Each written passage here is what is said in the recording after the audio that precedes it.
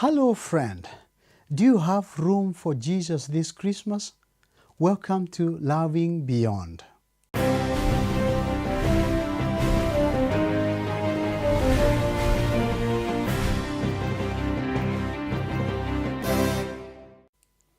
Luke 2:7 gives us some rather sad history of what happened to Joseph and Mary when they arrived in Bethlehem for the census. I will read from verse 6. While they were there, the time came for the baby to be born, and she gave birth to her firstborn, a son. She wrapped him in clothes and placed him in a manger, because there was no room in the inn. Now, Joseph and the expectant Mary have been traveling for hours from Nazareth to come to Bethlehem for the census. Mary's state hasn't enabled them to travel fast. So by the time they arrive in Bethlehem, the inns, the guest rooms are crowded with guests. It is likely late in the evening, and after knocking at a few inns, Mary can't wait any longer. It is time for the baby to be born. So behind one of the inns, they find a stable from where the guests' camels and donkeys are feeding. And here, Jesus Christ, the Son of God, is born. Were the innkeepers rude? I don't think so. They may even have been quite sympathetic. Oh, sorry friends, you should have reserved a room earlier. But still, there was no room for Jesus.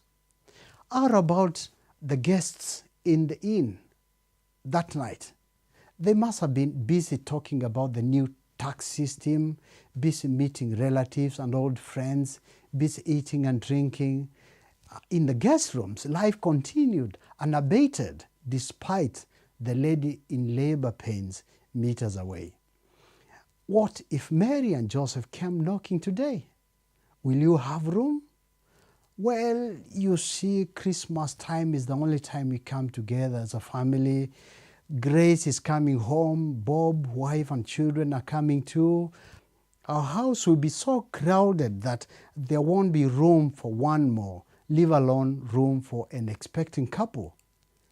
How about if Jesus came knocking? Well, that needs some prior planning, lest we embarrass some guests by his presence. We are Christians, of course, but it's likely some of our family members will feel out of place. I think we'd rather give Jesus a better day.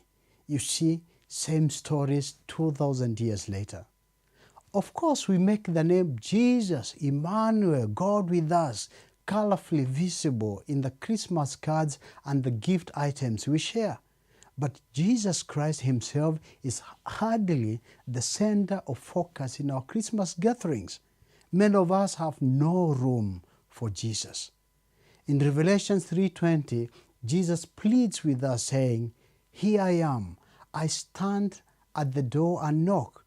If anyone hears my voice and opens the door, I will come in and eat with him and he with me." The world is overcrowded with all manner of worries, good and bad. Our lives are so busy and so noisy that not many will hear Jesus knock into their lives this Christmas.